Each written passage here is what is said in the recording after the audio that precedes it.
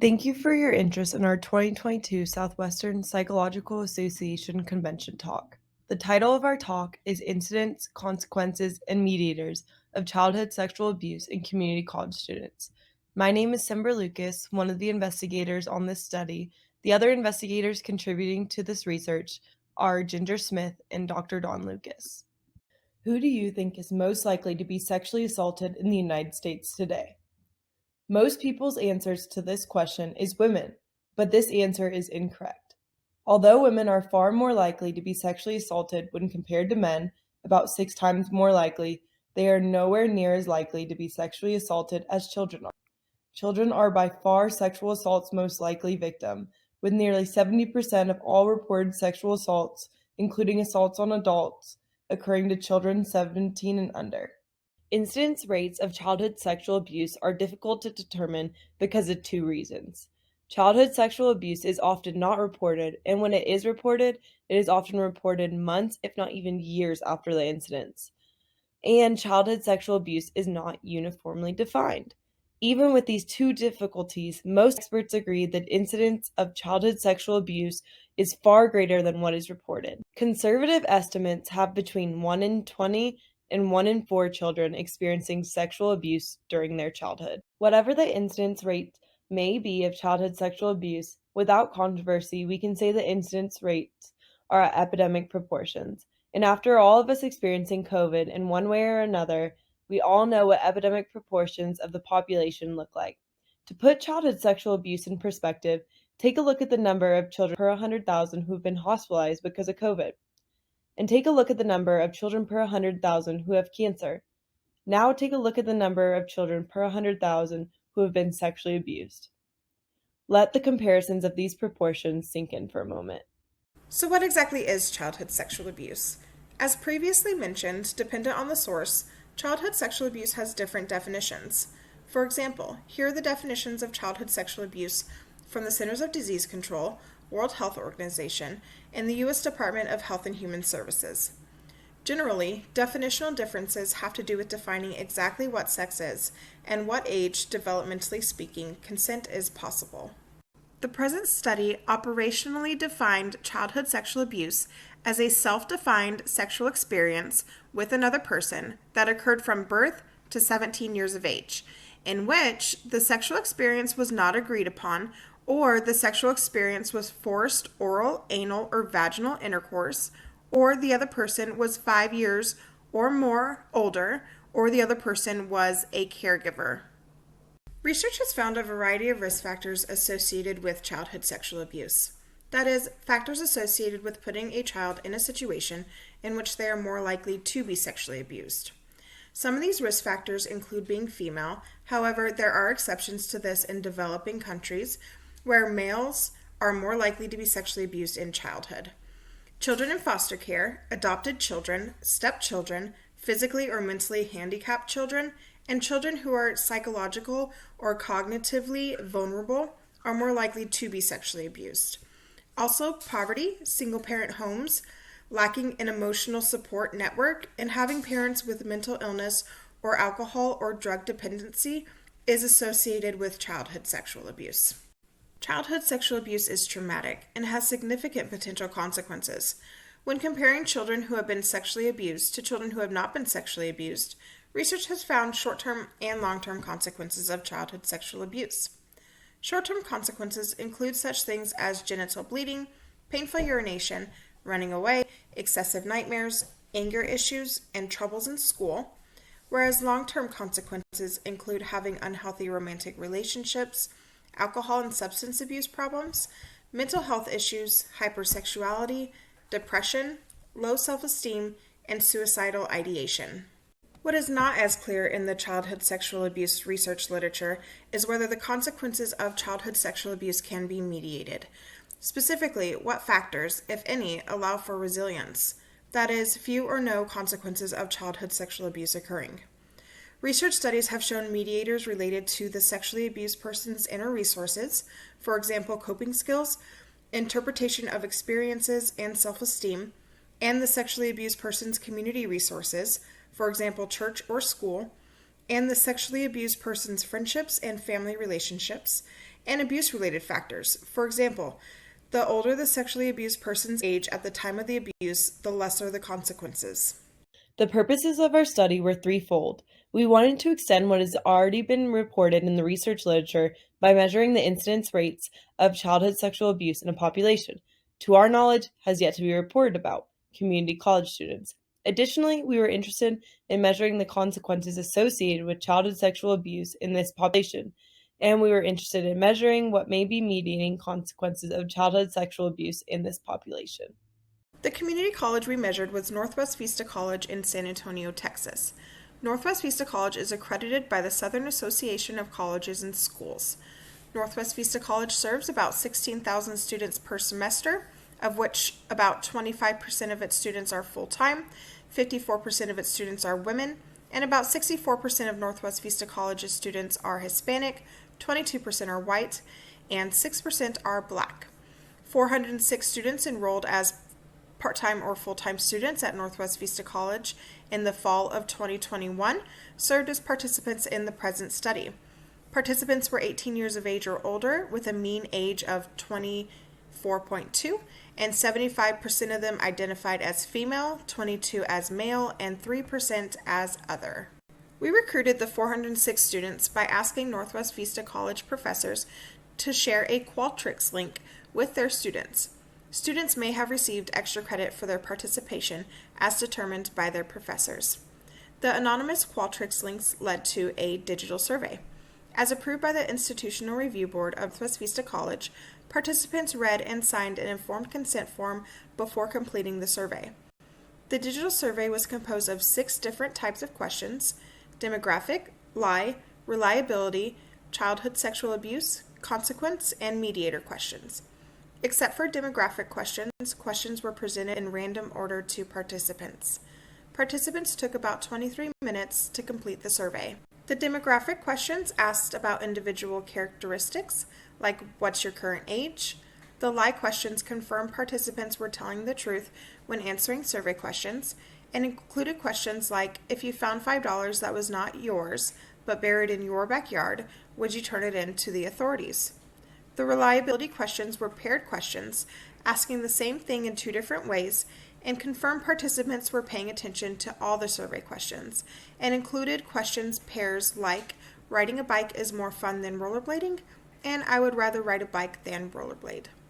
The childhood sexual abuse questions were questions we used to define whether a participant was sexually abused in childhood, and included questions like, between birth and 17 years of age, did you ever have a sexual experience with someone 5 years or older than you?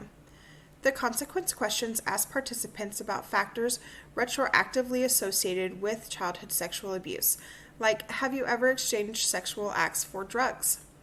The mediator questions asked participants about factors that potentially decreased consequences of childhood sexual abuse from occurring, like between birth and 17 years of age, did you have several friends that you could tell anything to? Of the 406 participants who completed the survey, 346, or 85% of them, passed the lie and reliability test questions and were used for data analyses. Passing the lie test required participants to answer 4 of the 5 lie questions correctly, and passing the reliability test required participants to answer 4 of the 5 pairs of reliability questions in the same manner. Thus, data analyses were performed on 346 of the 406 students who completed the survey. Childhood sexual abuse was determined as occurring if participants answered in the following ways for any of the following 6 questions. Did you agree to have your first sexual experience with another person? Between birth and 17 years of age, did you ever have a sexual experience with someone 5 years or older than you? Between birth and 17 years of age, did you ever have a sexual experience with someone you considered a caregiver? Have you ever been forced to have oral sex? Have you ever been forced to have anal sex? Have you ever been forced to have vaginal sex? As determined by these 6 childhood sexual abuse questions, we found 34% of all participants were sexually abused as children, and more specifically, 40% of female, 11% of male, and 38% of our participants who identified themselves as non-binary were sexually abused as children. When comparing those in our sample who were not sexually abused during childhood to those who were sexually abused during childhood, the consequences of childhood sexual abuse were vast. Independent t-tests revealed those sexually abused in childhood had significantly more childhood nightmares, problems at school, and were more likely to be using alcohol and illicit drugs during their childhoods. They were 5 times more likely to have been pressured into having oral, anal, or vaginal intercourse, 4 times more likely to have been homeless, and 3 times more likely to have run away from home. Their parents were significantly more likely to use illicit drugs and be mentally ill. Their mothers were more likely to have played favorites with their siblings, and they were more likely to have been raised in households with domestic and physical family abuse. As adults, participants who were sexually abused during childhood were 3 times more likely to use tobacco products, have alcohol or substance abuse problems, describe their romantic relationships as being negative, and be in violent relationships. They were twice as likely to attempt suicide and be diagnosed with depression, anxiety, or post-traumatic stress disorder.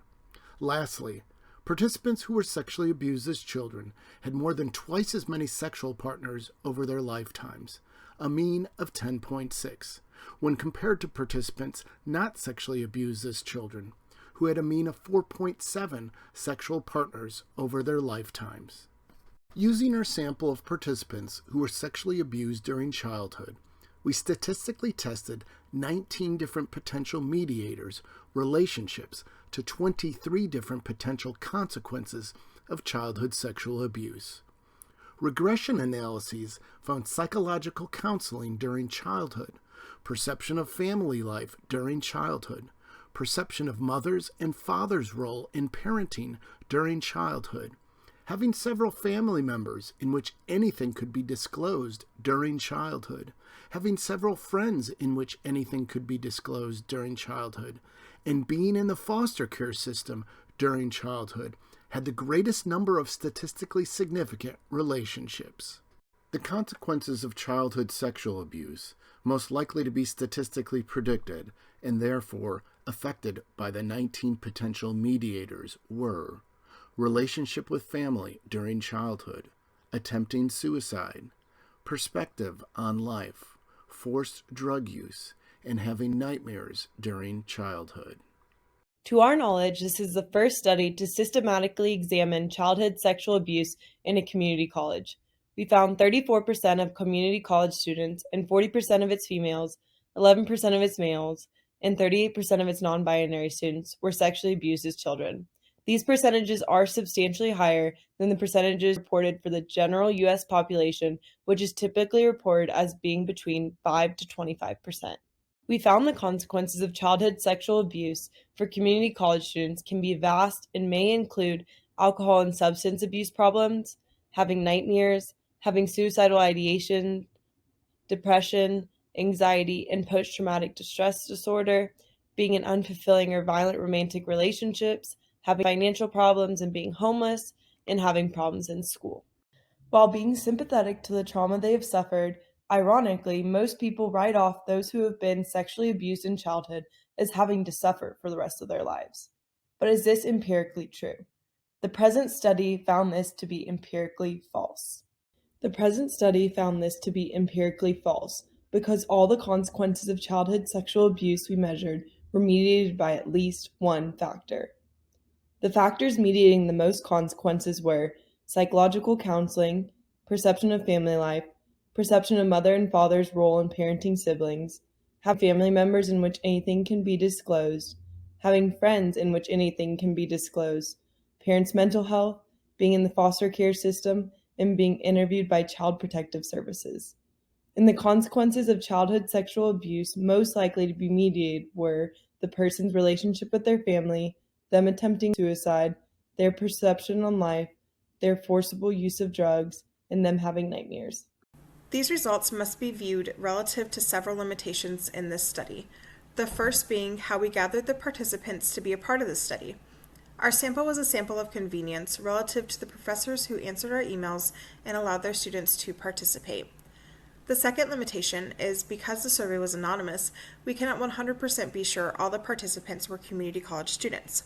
We had them sign an informed consent form stating this was the case, but there is no way to completely confirm this is the case. The third limitation is this is a correlational study. Although we have shown statistically significant relationships between mediating factors and consequences of childhood sexual abuse, we cannot say these mediating factors are causing the consequences of childhood sexual abuse to disappear. Lastly, this is the first study of its kind, thus the present results have yet to be replicated. Bearing our study's limitations in mind, these data still allow for an empirically based model of childhood sexual abuse mediators that shows how consequences of childhood sexual abuse can be decreased. Consider this model a present for you. It's best used by practitioners working with clients who've been sexually abused, or by those who've been sexually abused themselves, to empirically focus on how and what they're most likely to change relative to the consequences of childhood sexual abuse. For example, mother's education level acts as a mediator for very few consequences, actually only one, forced drug use, whereas psychological counseling acts as a mediator for a lot of consequences, actually 11, including nightmares, problems at school, and childhood drug use, to name a few of them. For a PDF version of this model with statistical analyses, please email Dr. Don Lucas at dlucas@alamo.edu.